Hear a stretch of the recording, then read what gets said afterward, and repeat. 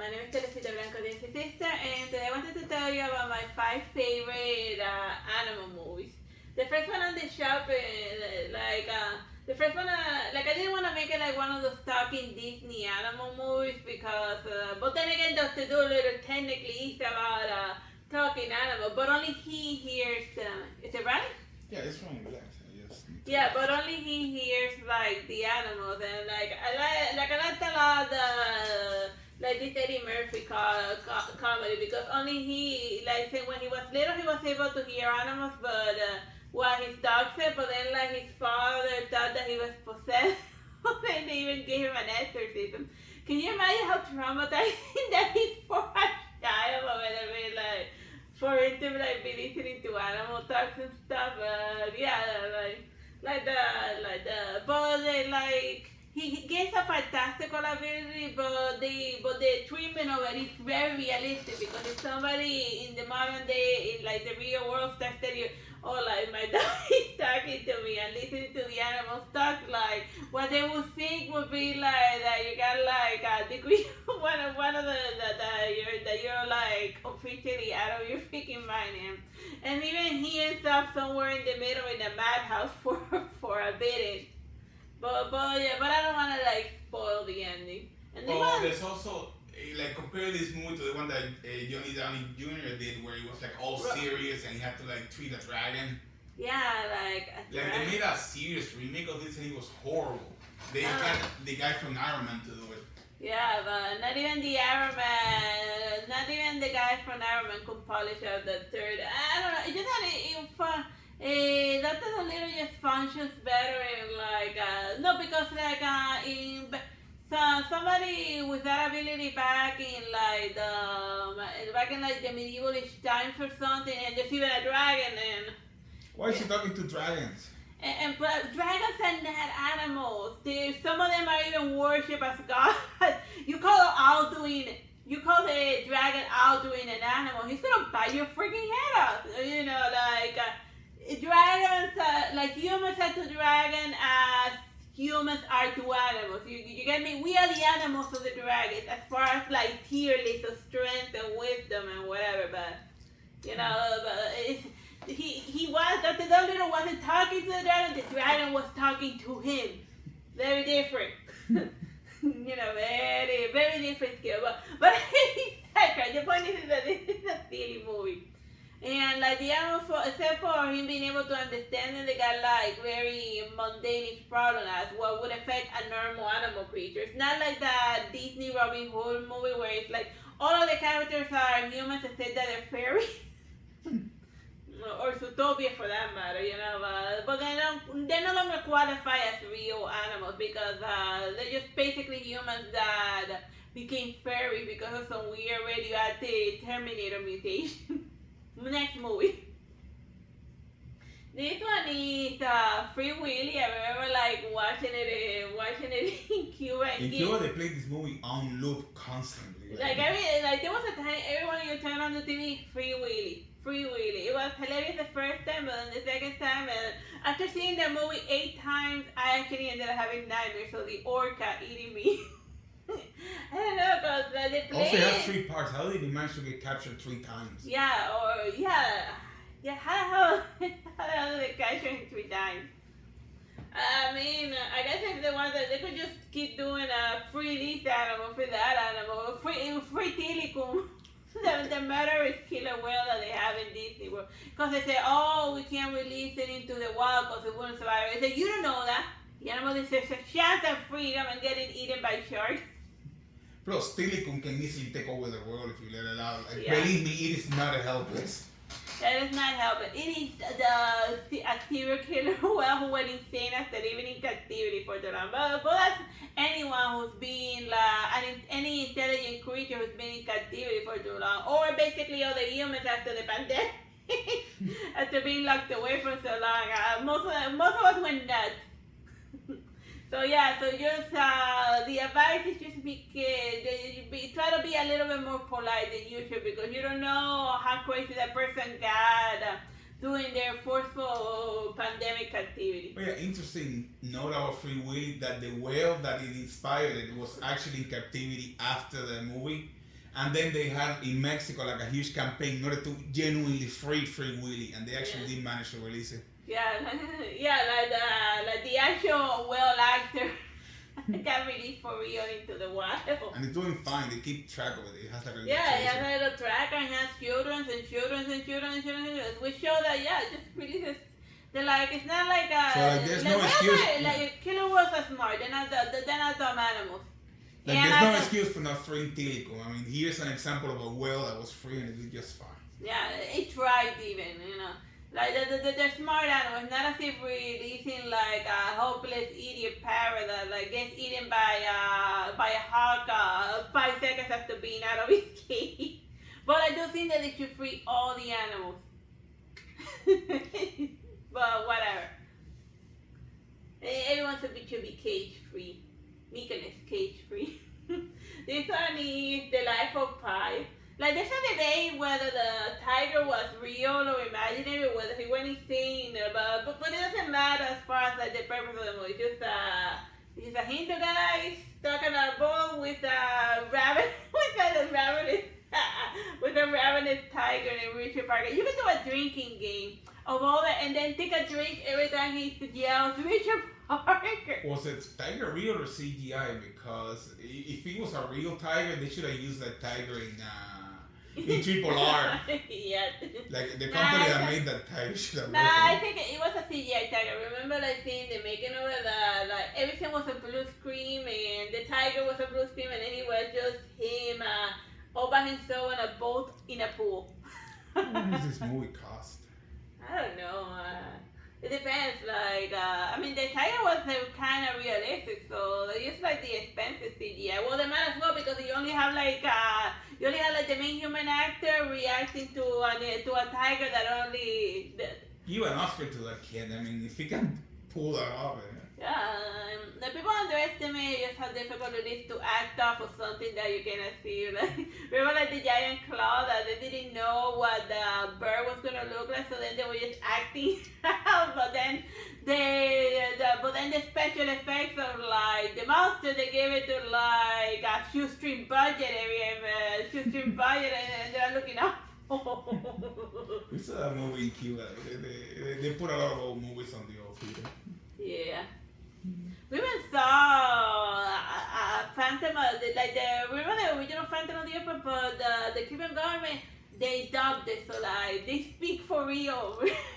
But then we were like, wait, this was a silent movie? But yeah, that should be something that people should do more as a joke or have serious, just get a bunch of old movies and then just talk over it. Let's find some royalty-free ones and let's do that. Yeah, they just do that. Yeah, that could be a fun project, just talking over old movies. Yeah, with a new computer we can totally do that. Okay. Yeah. Alright, Life of 3.14. Yeah, Life of Pi. This one is Marley and Me. We went from like a story about a big cat, about a story about a golden retriever making the life of his owner completely miserable. Like they play it off as cute, but most of the time he's just like ripping the house apart and stuff. Cause they got like the dog in order because she wants the kids, and then it'd be like, oh well, let's first practice having children by getting a dog first, and then I'd be like, how does raising a dog translate into a human child?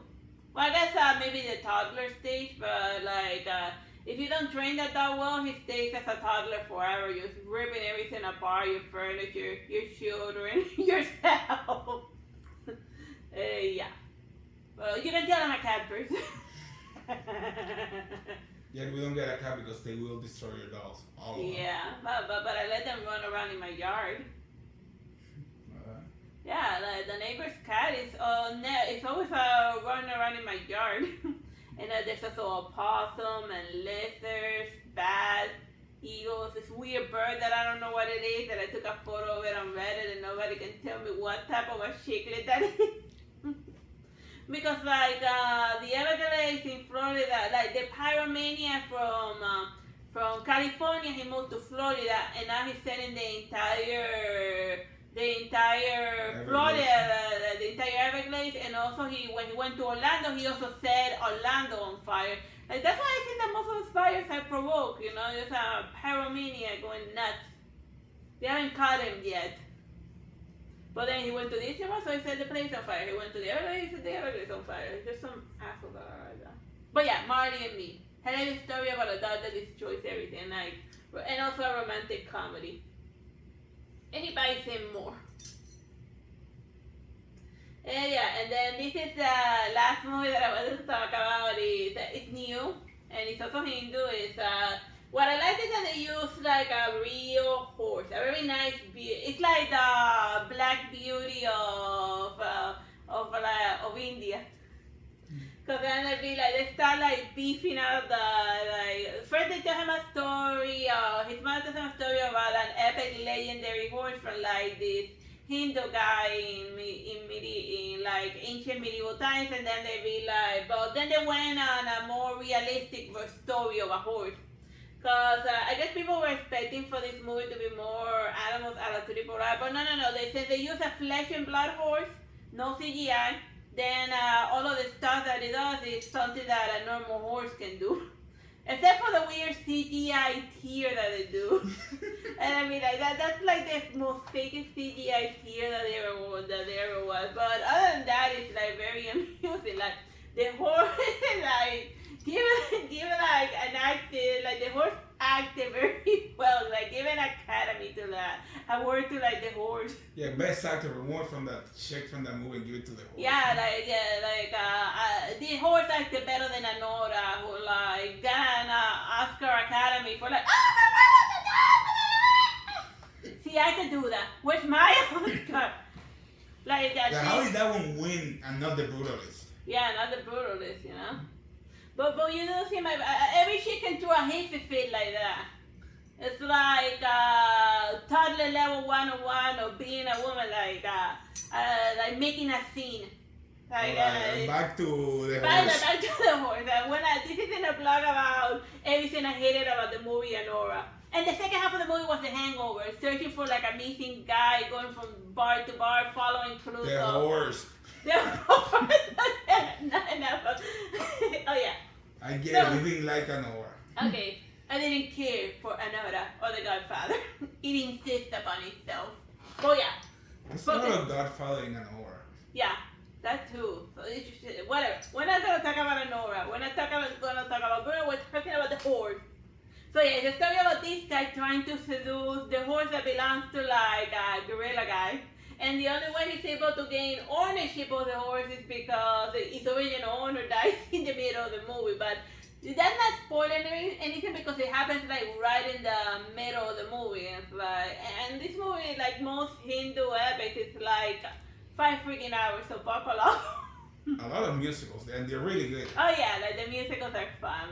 All movies should have musicals. Yeah, whatever makes sense, you know, whatever like the couple, and it's a good filler. At least it's a more creative filler than what Americans do whenever they need to do a filler, which is that they do a mating scene. But no, they do in India they do a dance break, which is a lot more fun and creative. But I would be prepared to see a lot of horse testicles. It's that image is to scale. Yeah, that is. Yeah. Like, just be ready for that. If you don't like horse nuts, this is not the movie for you. But if you like your horse very well endowed, then yeah. Well, I guess maybe like horse nuts will like this. Horse nuts. People who are nuts about horse nuts. But yeah, a story about a kid and his horse. Now, you know when we told you Triple R was good and to go watch it? Well, yeah, now go watch this horse movie. Like I remember when I realized that it didn't do like well in like the box office in India, but I don't know. I guess maybe there wasn't enough. We hate the British in this movie. Yeah, it needed a lot more. Like it didn't have sufficient. We hate the British. And I guess that's kind of like what disappointed it, and that no British person, that not enough British people were murdered in this movie for them to like give it a high review, because that's what they liked about Triple R is all of the British people that they murdered. And if you're British and you're watching it, then your ancestors were. Yes, they were. They canonically they were assholes, and yeah, and that's why even till this day a lot of people hate you. We're Cubans. We were slaves for most of our Yeah, ancestry. yeah. We're cute. We descend from like African American slaves, cimarrones to be more specific, and And Taínos. Taínos, who were like at way he was like burned to death like for a wish, or for being Indian, whatever, for having the goal to like defend his land from like murdering invaders, whatever. So yeah, the point of that is to say that we can say that the British were assholes. Yeah. So yeah, a fun story about a horse. There's not about a dude and his horse trying to steal the horse from the other guy. But yeah. Like there's a lot of like a guy seducing a horse by hitting on another horse too. Yeah, it's like gets very weird. Him trying to get the attention of the horse. You know, if you change the horse, if you change the horse for like another dude, for like a human dude, it is like. It's like Brokenback Mountain level. It's like Brokenback Mountain level, but I guess maybe if you make him Greek, then yeah, then whatever. The point is go watch the horse movie. Bye bye, God bless. Oh, the horse gets drunk a lot too.